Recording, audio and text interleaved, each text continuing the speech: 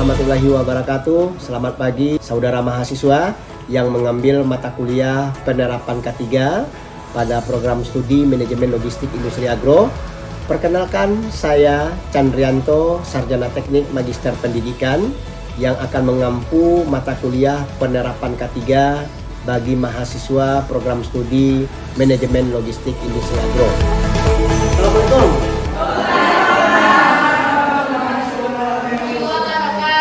Baik, saudara mahasiswa, kita akan lanjutkan proses perkuliahan kita. Jadi walaupun suasana COVID-19, tapi kita menjaga jarak ya. Akan ambil absen saudara terlebih dahulu ya. Sudah daftar hadirnya sudah hadir semua, dan alhamdulillah pada pagi yang berbahagia ini kita akan lanjutkan mata kuliah daripada penerapan K3 ya.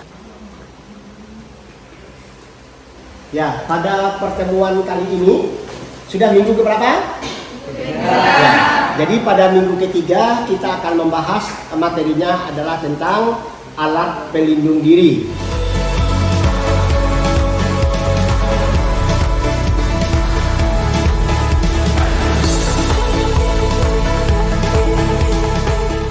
Di mana capaian pembelajaran daripada mata kuliah ini atau yang kita kenal dengan CPNK pada minggu pertama sudah Bapak sampaikan bahwasanya saudara nanti dalam pertemuan ketiga ini itu adalah bisa memahami daripada alat pelindung diri ya, mulai dari melihat aturan penggunaan APD itu, menjelaskan kriterianya, kemudian menjelaskan kegunaan dan manfaat, serta mahasiswa juga mampu menjelaskan jenis-jenis APD dan mempraktikkan penggunaan APD ya.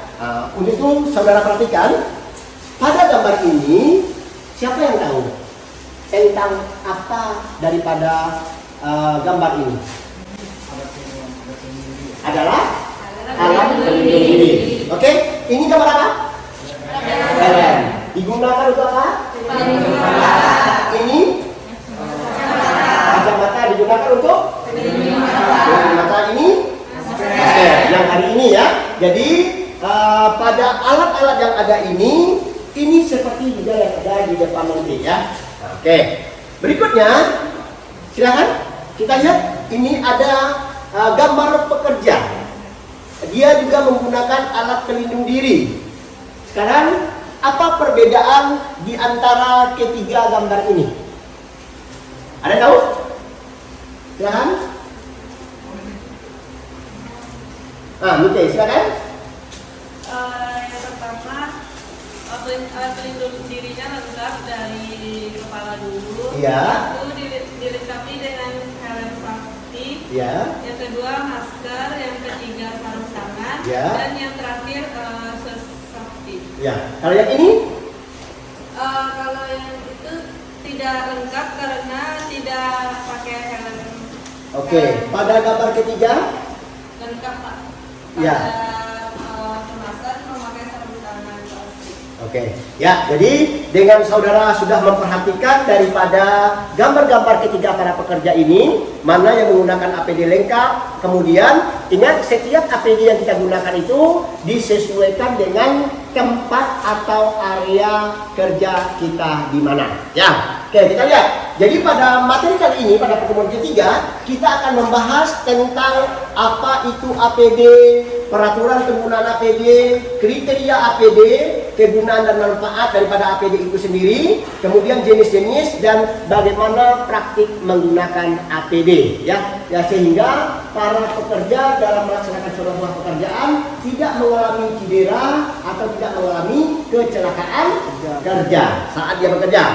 Yang pertama, APD itu di dalam dunia industri kita kenal dengan Personal Protective Equipment yang disingkat dengan PPE ya. Kalau dalam kesehariannya kita sebut dengan alat pelindung diri ya. Jadi APD itu merupakan kelengkapan wajib digunakan saat bekerja sesuai dengan bahaya dan risiko kerja untuk menjaga keselamatan pekerja yang dan melindungi orang-orang yang ada di sekelilingnya. Jadi kalau saudara dalam bekerja nanti itu adalah gunakan APD dalam rangka mencegah terjadinya kecelakaan kerja. Kalau di industri APD apa istilahnya tadi? Personal equipment atau yang disebut dengan PPE. Itu adalah definisi daripada APD. Berikut dari sini kita lihat apa saja peraturan tentang penggunaan APD di industri atau di tempat kerja. Itu ada Undang-Undang RI nomor 1 tahun 1970 tentang keselamatan kerja. Kemudian peraturan Menakar Trans, apa itu Menakar Trans? Menteri Tenaga Kerja dan Transmigrasi, di mana pada peraturannya nomor 8 tahun 2010 juga menyatakan tentang alat pelindung diri. Kesimpulannya apa?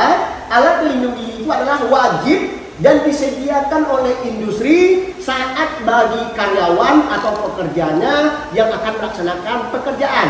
Makanya kalau Anda bekerja, bila perusahaan tempat Anda bekerja tidak menyediakan APD secara cuma-cuma, berarti dia bisa dituntut karena ini yang akan membahayakan para pekerja. Ya, di dalam ini nanti bisa saudara telaah lebih lanjut. Ya, ini beberapa peraturan tentang APD.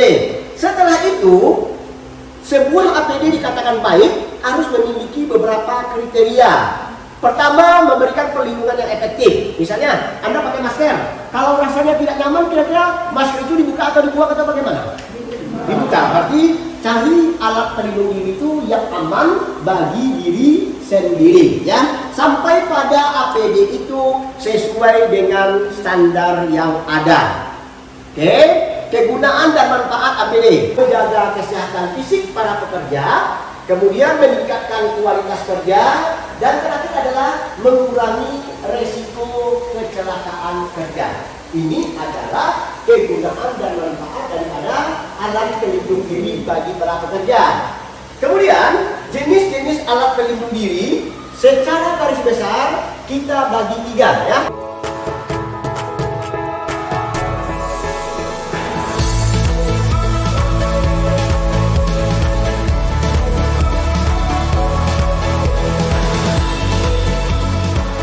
Ada alat pelindung kepala. Pertanyaannya, apa saja yang ada di kepala saudara? Ada kepala, apa lagi? Ada mata, ada hidung, ada mulut, dan ada telinga. Jadi masing-masing anggota yang ada di kepala memiliki alat pelindung diri yang ada. Ya, jadi contohnya seperti yang ada di depan ini. Yang kedua, alat pelindung badan, yaitu adalah meliputi badan dan tangan. Kemudian alat pelindung kaki adalah kaki itu sendiri. Oke, coba dulu. Ada berapa pembagian alat pelindung diri? 3. Yang pertama, yang kedua, yang ketiga, alat pelindung kaki. Ya, oke, dari dalamnya ini masing-masingnya ya. Ada safety helmet untuk kepala, ada goggles ya atau kacamata, ada facial untuk melindungi muka, ada masker, ada air flap. Kalau seandainya saudara bekerja di jepisingan dengan menggunakan mesin yang besar, berarti bunyi-bunyiannya untuk mencegah telinga supaya tidak pekat atau tuli, kita gunakan nama alatnya adalah air flap. Ya, kemudian jika kita bekerja dengan menggunakan partikel-partikel debu agar menghindari paru-paru dari keracunan, kita gunakan adalah respirator. Ini contoh gambar-gambarnya ya. Nah, ini beberapa alat pelindung badan. Alat pelindung badan berikutnya adalah ada baju kerja dan sarung tangan. Ya, nanti kalau pada mata kuliah praktikum penerapan K3 baru kita implementasikan bagaimana menggunakan alat pelindung diri dalam dunia kerja. Ya, alat pelindung badan ini adalah alat pelindung kaki yang terdiri dari safety shoes dan sabuk pengaman kalau seandainya saudara nanti menggunakan distribusi dan transportasi. Ya, oke.